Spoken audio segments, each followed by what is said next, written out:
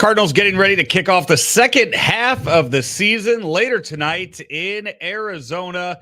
Welcome on in to STL Sports Central, Card Central 365, powered each and every day by Gray Bar, and also all content brought to you by DraftKings. The crown is yours. It's a Fagan Friday. Ryan Fagan with us, Joe Roderick, as we get set for Cardinal baseball to kick back off after the week off with the All-Star break. Yeah. And some late night Friday night baseball. I love it. As long as, I have to check. Let me just look here. It's not on Apple TV, right? So we get a Friday away from Apple TV. Good. Yeah. Tomorrow night's game's on Fox. Yeah. So. Yeah. I mean, it feels like it's been a minute since they played. You know, Donovan saw some action in the All-Star game, but aside from that, it was a chance to reset, to kind of recharge the batteries and get ready. Because I mean, the way that the first half ended wasn't great, losing the first two of those three against the Braves. But yeah, we'll see what they do. They stuck it out.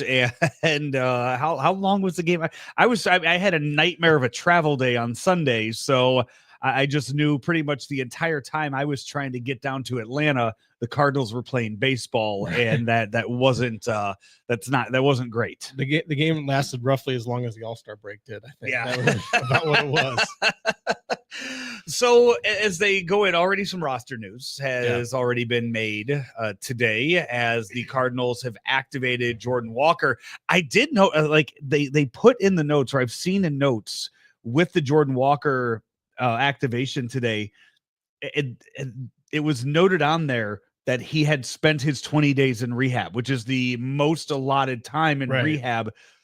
That doesn't give me great confidence in it, because it's kind of saying, like, look, we had no choice. Like, we had to call him up. You send down Thomas DeJacy, who wasn't lighting the world on fire by any means down in when he this round of being called back up. But to go out of your way to point out and be like, hey, Jordan Walker's being called up because he has to be called up. Again, it's kind of weird. It's not pumping up this acquisition is I know we always love to talk about like trade deadline acquisition, the guys coming back from injuries. It's like, oh, this is like trading for a guy. Yeah. That is not giving you the confidence that's how look. I mean, his numbers in the minors have not been good. You know, I know he's been on rehab. He's hit a couple home runs, but I mean, in his 14 games in the minors, on base percentage of .267, not average. On base percentage. That's not ideal. I mean, he's had a runway, but he's been hurt part of the runway. We'll see what happens. Yeah, and I'm looking ahead here to see when if we are getting a lefty from the Diamondbacks at all in this series, and it does not look like we are, because that would, we've talked so much about not having Walker, not having Herrera, but Herrera came back on Sunday, stole 2 bases after being out with his second leg injury of the year. But you would think, and again, we won't have lineups for a while. The game is it's a late one tonight out in the desert, as it's so. The big question will also be Nolan Arenado and his health, but knowing that Herrera's back and knowing that he should be back to full health if he played that last game, and knowing that you should, I guess, have Arenado, like one of the whole reasons to not put him on the IL was because you figured the All-Star break would allow him to heal and come back. It's one of those where it's like, okay, we're starting off.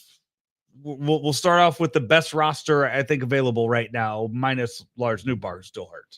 Right. I mean, and when you look at like and I know it's a small platoon split right now, a small sample size, relatively speaking, 60 something games, but I mean, Walker's not done much against lefties either. I mean, his on base percentage against lefties is .242, OPS of 513, as opposed to a 587. Robust 587 against right-handers, and you want to give him the chance to succeed, right? So you'd love to give him the at-bats against the lefties, even if he's struggling. You feel like that's a better way to break out of it. Yeah, we'll see. The 5 games over 500, I think as you look at this, I don't know if you had a chance to listen to the Serving It Up podcast the other day. I've listened to a couple of them. Which one are you talking about? You won yesterday. The fresh one yesterday, where Kyle Gibson announces his retirement. I did see that, on there. So congratulations, Kyle Gibson, on a very long career, 13 years in the league, 112 wins. You can go and find that now on Jimmy the Cat Hayes' YouTube page, but the Serving It Up podcast, now a family member here of us. It's at a fun STL listen. Sports Central. It's watching the guys. I get the added bonus of also listening to them before and after I hit record on there. So that part's also nice. And also content that would never ever be aired because it's not being recorded. But as they're going on there and talking about it, and they're discussing this Cardinal team and how they are playing above expectations right now, above where anybody thought they would be, and hearing former players, two of which pitched for this Cardinal team last year, were on this roster in 24, and Matt Holliday, who is a Cardinal Hall of Famer, and I think very much still in tune with a lot of the baseball world, more so than I would say Lance Lynn, who just retired. I mean, Kyle Gibson was pitching with organizations this year, but Matt Holliday kind of needs to know what's going on in baseball for the well-being of his sons. And I think pays got a lot. Yeah, he does. But sitting there and listening to them say, like, the Cardinals front office owes it to the guys on the field that are going out there and do it. Like they owe it to them to go out there and give them the best roster to make a run at the playoffs. And I think a lot of Cardinal fans will disagree, but I do think the Cardinals tried to go out there and improve their roster last year at the trade deadline. They did. Yeah. No, they absolutely did. No, whether they did or not, they did something. They went out. I mean, they went out there and they addressed needs without handcuffing the team in the future. Right, because Tommy Edman was not sticking around long term, and he hadn't played all year. So like to get Fedde in that deal, and I know Fedde has been whatever he's been the last month and a half. That was still a good deal for the Cardinals, considering what they gave up and what the future with Edman and the franchise was. It was a good deal to get him in as part of that deal. And you mentioned that they were talking about that. I've been in clubhouses for a long time, right? You talk to guys about heading into the trade deadline, and the questions you ask them before the trade deadline and after you'll get different answers, right? And when you talk to them afterwards and they got a guy, you won't even necessarily hear them talk so much specifically about the player or players they got, but it's, hey, they, like you said, they believed in us. They did something, right? And it's like, and we say that like right now, who's like the top guy in baseball? Like who is the top trade asset that's going to get moved or who should get moved as of right now? I think we still have to figure that out, right? Because there's still so many teams that are like the Cardinals. And that's what I'm like. Juan Soto a few years ago, I feel like should have been on the Cardinals radar in that season, and it would have been a lot to trade away, but didn't happen. But it's like, there's no Juan Soto out there that's getting traded. Not like that. No. Right. And I think that's why when we look at, the Red Sox had a couple guys. Jarren Duran was a guy that was talked about, but they won 10 games in a row going into the All-Star break. So all of a sudden, are they really going to trade him? Sandy Alcantara is a guy that's been out there, but he's not been good. Zach Gallen, we talked about here with the Sports Central about being a target that some guys are going to go. Suarez could be a guy. I guess Suarez would be a guy. That's who we'll see this weekend. Yeah. If you're talking about power. Yeah, if you needed a right-handed bat, I feel like he would be the go-to guy. Yeah, and I think that because he had the 4 homer game earlier this year. His batting average and on-base percentage has been a little bit higher this year. 307 home runs in his career, by the way. Is that what it is? Yeah, and he's still relatively young, I think. Too. You have to check it out. Well, while you're looking at it, I'll tell you this. I wrote a piece for Opta Analysts this week, looking at the production of third baseman overall in baseball this year. Overall, it's been awful. In the last 50 years, it's the second worst of the last 50 years. On third base, when you're looking at OPS, third baseman this year have a combined like 703 OPS. It's only been lower 1 year in the last 50 years. That was last year. So I looked at like 2019 versus this year.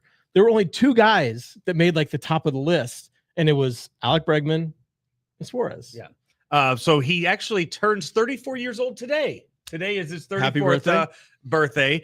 So when you look at the fact that he has 307 home runs, it's not out of the realm of possibility that he can get to 500. Yes, it is. 400. I'll give you 400. 500 at 34. The theory that I saw is to send him, just sign a contract with the Rockies. Well, that's different. Be on a bad team for the next 5-6 years until you're just take like the Nelson Cruz route where you're just DH until you're 41 and you go to Colorado and you just hit bombs. Become the next Dante Bichette or something like that. Yeah. Well, he's the guy that, we saw the play he made in the All-Star game, coming in, charging, picking up that barehander and throwing him out. He's still a good defensive third baseman. And, he's a guy that the players love. They love him as a teammate. Mm-hmm. They love playing with him. He's always smiling. He's got that kind of attitude that's good for a clubhouse. So yeah, we'll see what the Diamondbacks do. This is still, I know they're struggling. They're under 500, but if you're looking at teams at the bottom, kind of on the outside looking in at the wild card, who could actually do damage, they're right up there. Corbin Carroll missed some time. Zach Gallen hasn't been typical Zach Gallen, but they've got the pieces still to make a run. And we'll see, starting with and this is a big series for both teams coming out of the break. If one of these teams is going to make a run towards the wild card spot. So as you look at, the ways to improve this Cardinal team, when you look at what they could go and make the effort for, we're sitting here, we're saying there's not many names out there. The one name that I've heard a couple times now is Sean Murphy. Yeah. Braves aren't going anywhere. The All-Star game is done, so now they can, that's I really feel like we talked about I agree. Snitker, they might part ways with Snitker, I think now.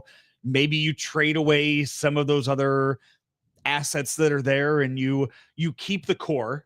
You're not trading Acuna, you're not trading Riley. You're keeping those guys, but you look elsewhere. Okay, where else could we improve here? And Sean Murphy might be one of those. Yeah, but how does he fit? Right now, would you take Sean Murphy over Pozo or Pages?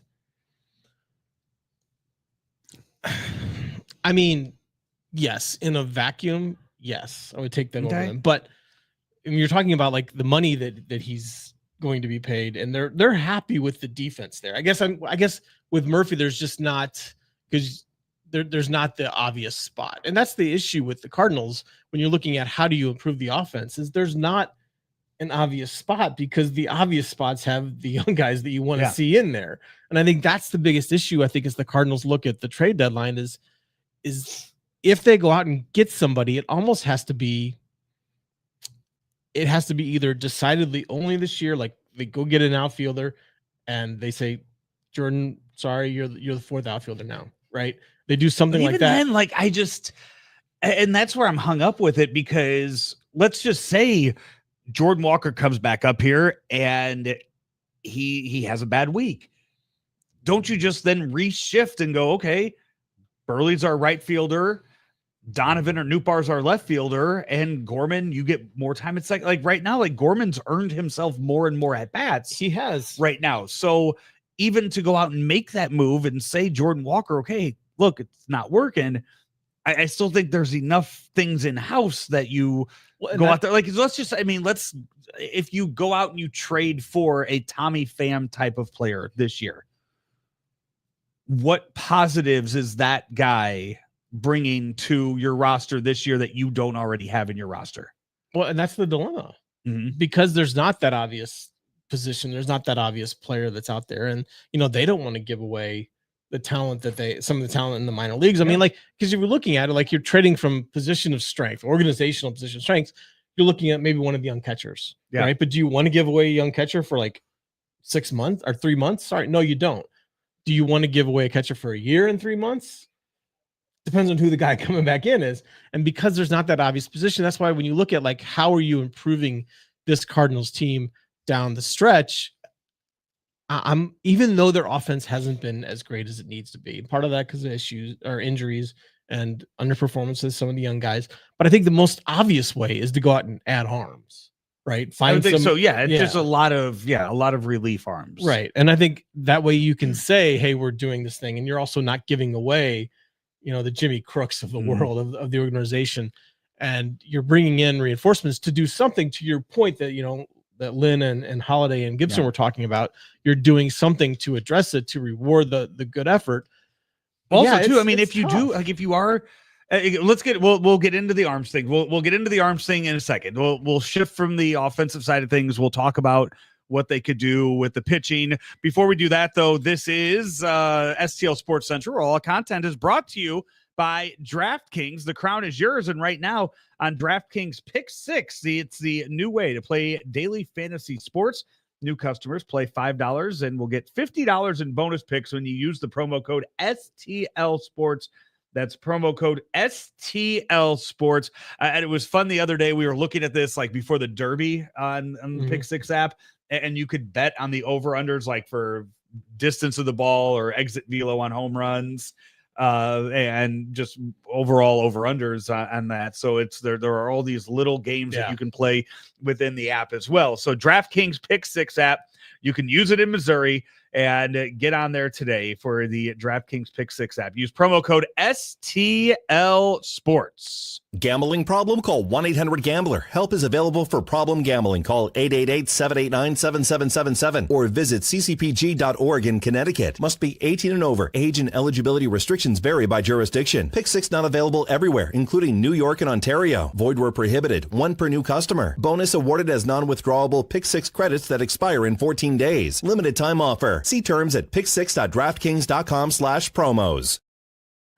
All right, so the arms side of things is a different discussion, and I know Derek Gould had his came out with his latest piece today, and talked specifically to somebody like Helsley about the fact where Helsley was like, there's 4 or 5 guys that maybe they're not here in a week. Like, what does that look like if that's the case? And Helsley very well could be one of those guys. Yeah. Like, and that's one where there is nothing about Ryan Helsley's performance this year that has, last year it was like Helsley's performance kind of kept them in the mix. Yeah. This year, I don't think you could say that, to where maybe we see who the next closer up is. Also, I meant to open this while we were in that DraftKings ad, and our mics were killed, and I forgot.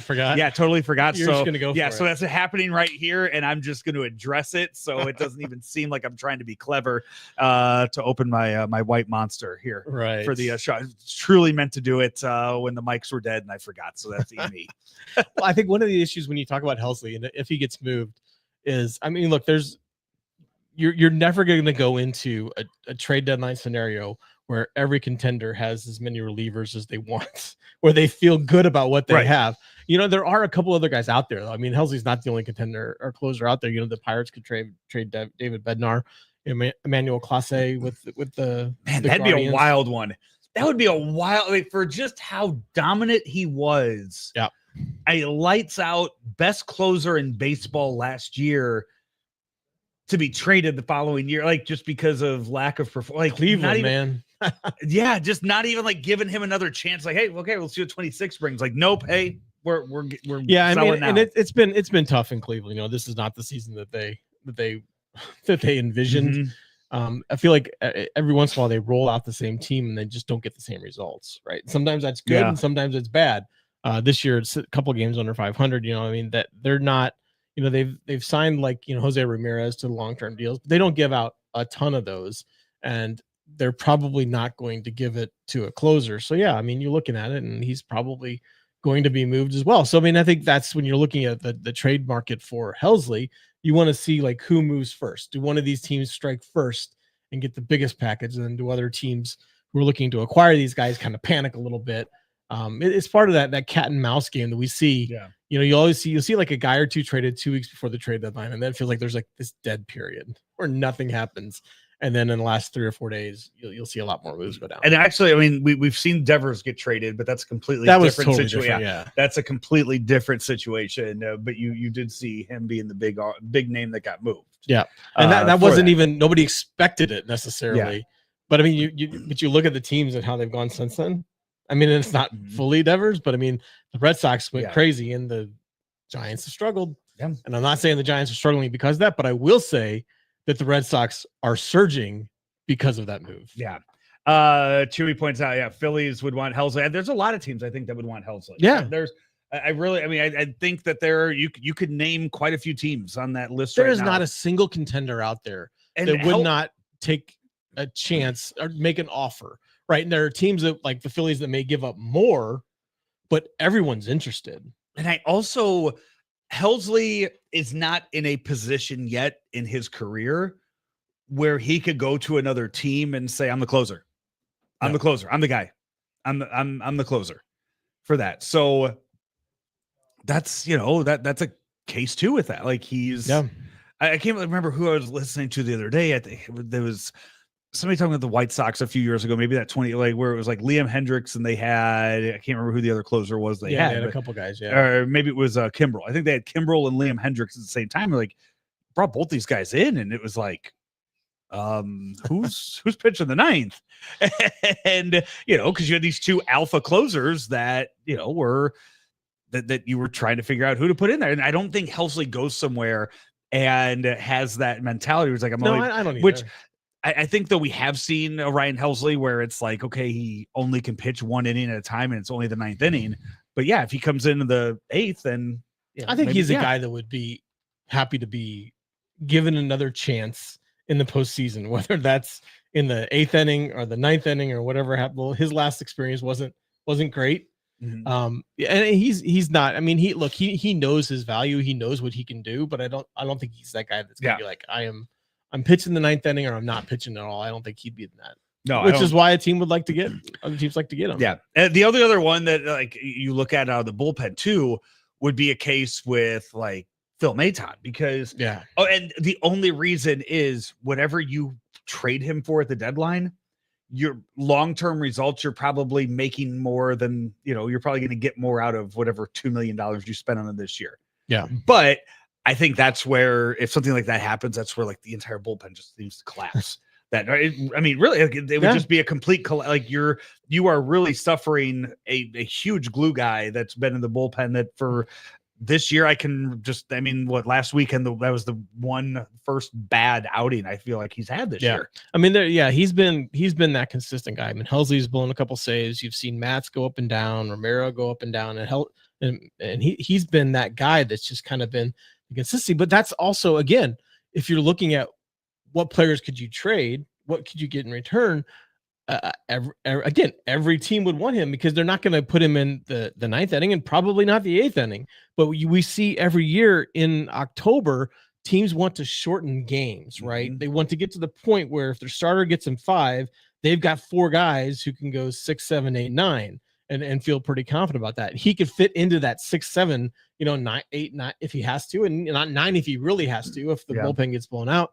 But yeah, he's a guy that would again not bring back a ton, but something more than whatever they're paying him or the value over the last couple months for a team if they decide to trade others too. I think so as far as next, if you do get rid of Helsley, I feel like we've seen the toy with it. I think it would be Graceffo would be that one that they might throw him into. It's just okay, hey, we'll see how it goes. Yeah, and it's a chance where you would not have an established closer, right? But you would have guys get opportunities, and you'd have guys get multiple opportunities. And I think that would be, it would create a different set of storylines than I think, the Cardinals fans were dreaming of a couple weeks ago when they were 9 games over and coming off that sweep in Cleveland.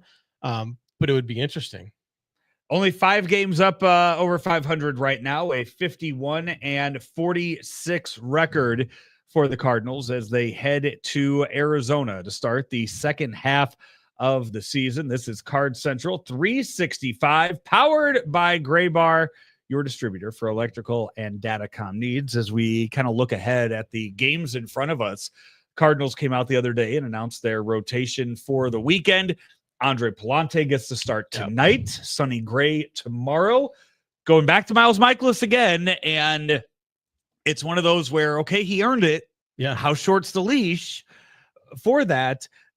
But then interesting enough, so if you go to ESPN.com, and you go and you look at the schedules, they have starters like listed out. They will have other team starters listed out. Now, Ryan, I see you have it in front of you for that. So they have, for the first 3 games, they have the 3 games against Arizona listed out. Then the first 2 games in Colorado on, what is that, Monday, Tuesday? Yep. Monday, Tuesday in Colorado, they have 2 blank spots.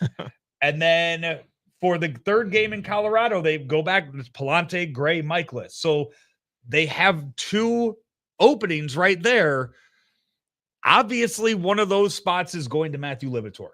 Yes. He will start, whether it's on Monday or Tuesday. Matthew Liberatore will be starting. And they're both evening games too. There's not a difference there. So the other one is, I would imagine they've spent the last 6 days talking and trying to figure it out. Yep. I don't know when we get an answer. I'd love to know when we get an answer. It's got to be McGreevy. You think it can't be? It can't be Fetty again, right? Somebody's in the chat says, did they stretch Matt's out over the All-Star? I mean, Matt's has already been stretched out. Like Matt's can go what he can. Matt's probably right now could give you 4 innings. He could probably go out there and give you 4 innings, probably 60, 70 pitches right now in this current role. And that's fine. We'll get the answer on Steven Matz, I think, in these first 3 games of the series. Like if he's coming in, right? Like if he's coming in the 8th, 7th. So that's where I'm just, I don't get it right now. I don't understand right now why an announcement hasn't been made and what we're doing, because again, like the money owed to Fetty just keeps dropping. Like it's just such a moot point right now. And it shouldn't be a decision what they're going to do. That shouldn't factor into it. I mean, I know it does. I'm not naive, but it shouldn't be something that determines what they're going to do one way or the other. Not at this point. I don't even like what you're trading him for at this point. Like, again, it's one of those where, I mean, just out of decency for a guy like that, do you just go, hey, you know what? We're giving you a release. Like you can go find the best situation for you at this point.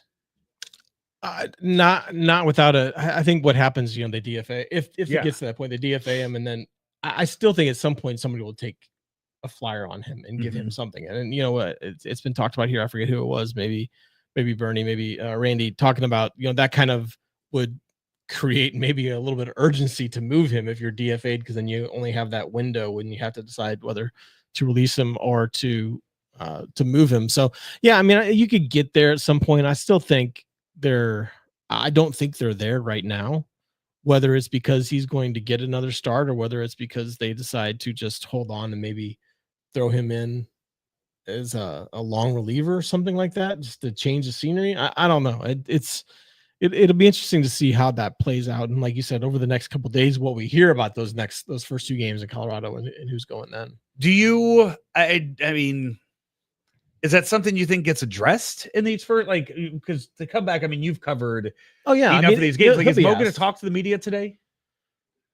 Coming back from you never know. Ali is going to be asked, but he'll be asked, and he'll be asked pregame, postgame, pregame, postgame, pregame, postgame, and at some point he's going to say, I'll have an answer for you guys at some point. It's not. I mean, you could see a scenario where Mozeliak talks come before this first game. It certainly could, but I don't think he's. I mean, I wouldn't bet a ton of money on it, but yeah, it could happen. And somebody said McGreevy in August. I just like that's waste. I mean, every start that McGreevy makes in Memphis is a wasted start at this point. It does you no good. Even the fact that his last 2 starts in Memphis haven't been great. Give him the experience up here. Yeah, well, and like we talked about, because you get Liam Doyle and Michael McGreevy leading the charge for the next several years.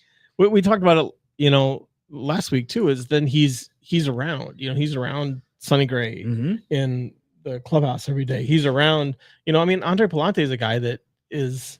I mean, he worked hard to make himself into what he is. Now, is he a number 1 or 2 guy? No, but he's made himself into a reliable piece of a major league rotation when it looked like for a while he was going to kind of be just that guy who was typecast as a multi-inning reliever who comes in and pitches the 6th and 7th, right? He's worked his way. So, that's part of it in being around, the major league coaches and, not obviously the coaches the Cardinals have at the minor league levels are great.